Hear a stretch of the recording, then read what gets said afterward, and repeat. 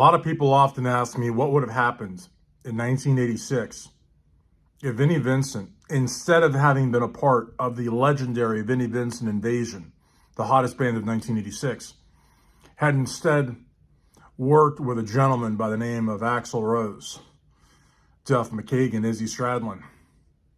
What would Guns N' Roses have sounded like with an actual guitar hero like Vinnie Vincent instead of Saul Hudson, who would later become Slash with the little funny top hat?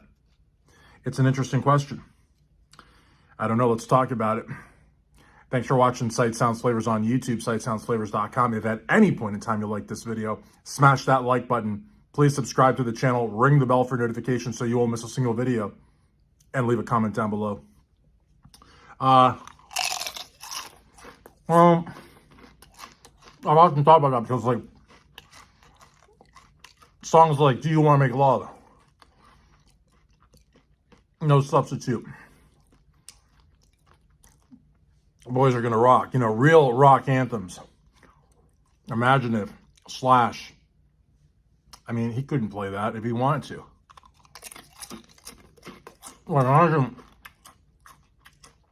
those songs sang by Axl Rose. I mean, I think that music like that, Axl Rose never seen music like that. I also to Axl later.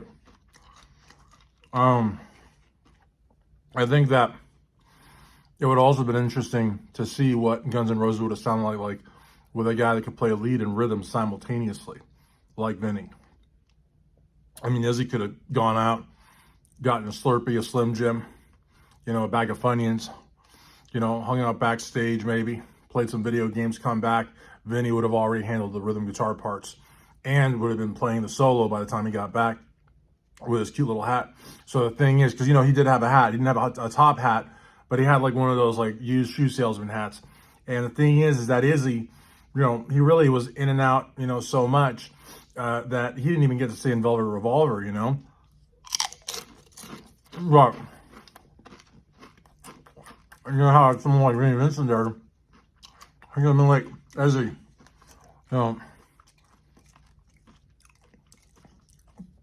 go to Coney Island, get yourself a hot dog. I'll play your parts. And I'll play the leads also.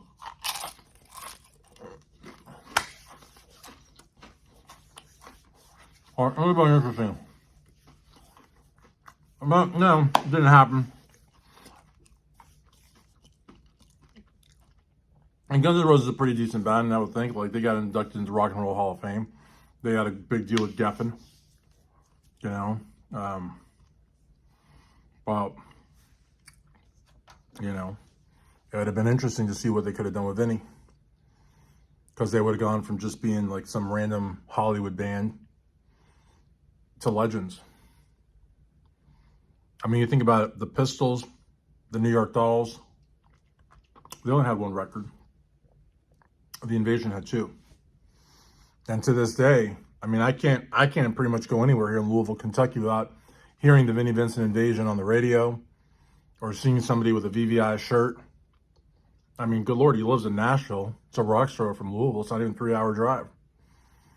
People here, we got it made. We're very lucky to live in the 502 here in Louisville, Kentucky. We're very close to Nashville. We can kind of like feel that VVI aura. And that other guy, that singer that they got after Robert Fleischman, he lives in Nashville too, from what I understand.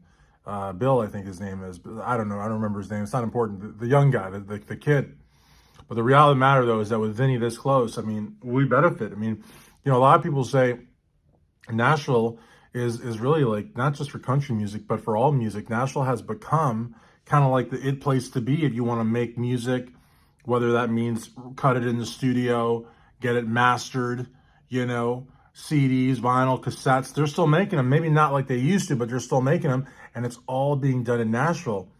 Guess who moved to Nashville before anybody else and put Nashville on the map? Vinnie Vincent.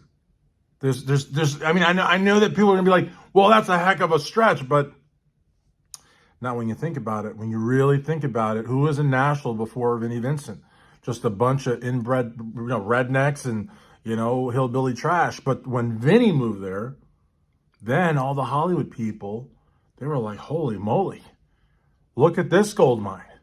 You know what I mean? And once they, made room for the Hollywood people by, kind of like moving the trailers apart and such, now they had, somewhere to build homes with, bricks and modern day plumbing.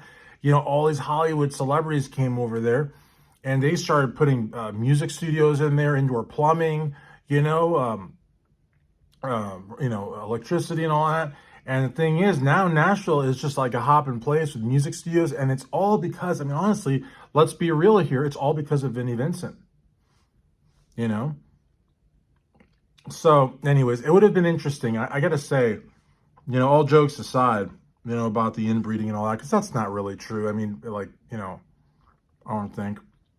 But, imagine what Guns N' Roses, imagine how great they would have sounded like with Vinnie Vincent. And, it's crazy to me that from 96 until 2015 when they reunited, and Axl was going through all those industrial guitar players and goth guitar players and every guitar player but metal, if he would have, phoned, but of course, at that time, Vinnie was completely off the grid. But I'm sure Axl was like, Dizzy and whoever else was left in the band, the drummer they have, and just been like, what is Vinnie Vincent's number, Because, I think that after he saved Kiss twice, because let's not forget, he saved Kiss when they were playing at the Howard Johnsons and bagging Mrs. Garrett types and Gloria Civic types after The Elder. But then he also came back and saved them for Revenge when they were putting out albums like Crazy Nights and Hot in the Shade. You couldn't give those things away. You know what I mean? So the reality of the matter is he saved Kiss twice, and then he put together the Vinnie Vincent Invasion, which landed a major multi-million-dollar national recording deal with Chrysalis Records, and they put out those two albums. One of the songs actually was on the Nightmare on Elm Street. I bet you didn't know that. But, the Invasion was the hottest band of 1986, and absolutely everybody was talking about the Vinnie Vincent Invasion. It's almost like people love the Invasion as much as the Three Sides of the Coin guys like changing Gene and Paul's diapers. They really, really love the Invasion. And the thing about it is that they only put out 2 records. So the reality of the matter is that, if Vinnie had joined Guns N' Roses, if that band had had a real lead guitar player, a guitar hero, he didn't need a top hat, He didn't need to smoke a Marlboro Red. He didn't need to stand on a piano. All he needed to do was hit that fretboard. That Jackson Hot Pink Flying V guitar would have scorched those Marshall amplifiers, and the Guns N' Roses crowd would have tripled, quadrupled, quintupled in size, and all of the women would have been there for Vinnie.